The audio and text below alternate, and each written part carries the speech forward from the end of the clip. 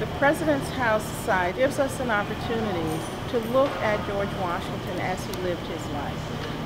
We often remember people in the ways in which they choose to be remembered, which is not often indicative of the ways that they live their lives. For Philadelphia, it gives us an opportunity to talk about the city as the second capital of the United States and really situate it and the first executive mansion, and to talk about the sustaining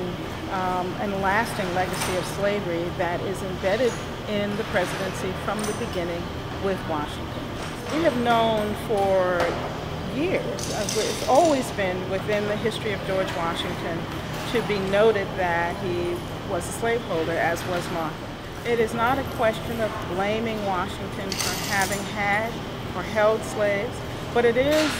important for us to look at the time period, to look at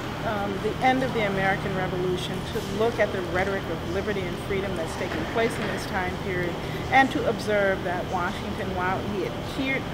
adhered to this precept for the nation, could not grant this for the enslaved population and continues to perpetuate slavery for them through till his death. The discovery of the site, the actual location of the site, was in and of itself a final discovery.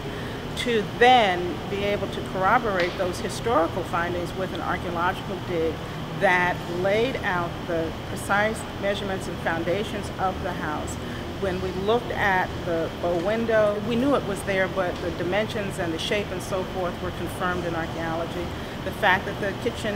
had a basement was something that was confirmed with archaeology, as was the passageway from the kitchen into the main body of the house, which would have been subterranean, would have been at the basement level.